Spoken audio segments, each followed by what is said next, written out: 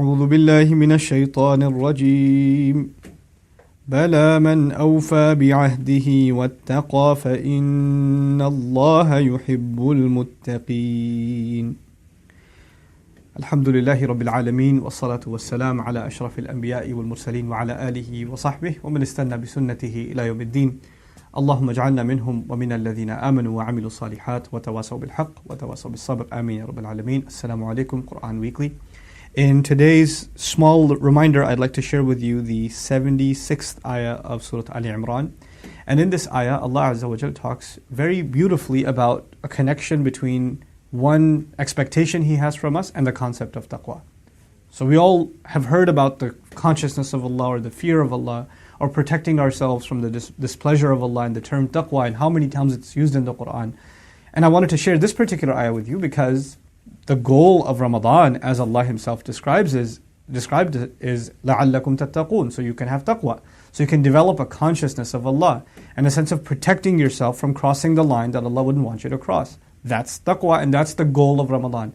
Now in this particular ayah, it's actually in contrast. The ayah before is a long one, and in that ayah, Allah talks about the people of the book. If you trust them even with a dime, they won't give it back to you. And there are those, if you gave them piles of wealth, they'll return the entire thing back to you, meaning you can trust them with large sums of money and wouldn't have to worry about it. And they're among the people of the book, the Jewish and the Christian community, they're those who are con artists. So they're both.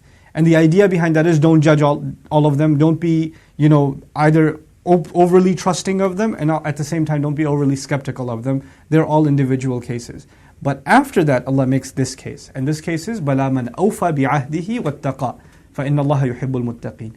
On the contrary, rather, whoever would fulfill their promise and therefore expose or demonstrate taqwa.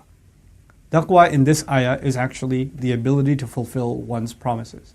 We think of taqwa as a spiritual thing. We think of something that connects to Allah, that connects to, the more prayers you do, the more dua you do, the more spiritual exercise you engage in, that will build your taqwa. And that's true. That's partly true. In the Quran, when taqwa is discussed, it actually, a lot of the times, is discussed in terms that we wouldn't expect. For instance, if you told your boss you're going to show up at 5 o'clock and you show up at 7 o'clock, or if you told your teacher you're going to hand in the assignment in 2 days and you took 2 weeks, all of those are fulfilling your word. Small or big manifestations. Remember the previous ayah was about either a dime or a pile of wealth. Right? So small or big. And this ayah is not about the people of the book anymore because it's بَلَا مَنْ أَوْفَى وَاتَّقَى. Whoever would fulfill their promise and therefore demonstrate taqwa. The waw here is waw al-bayaniyah, what's called a waw of clarification. Here's how you put that simply. Rather, whoever would fulfill his promise, i.e., whoever would have taqwa. It's like Allah equated those two things. Subhanallah.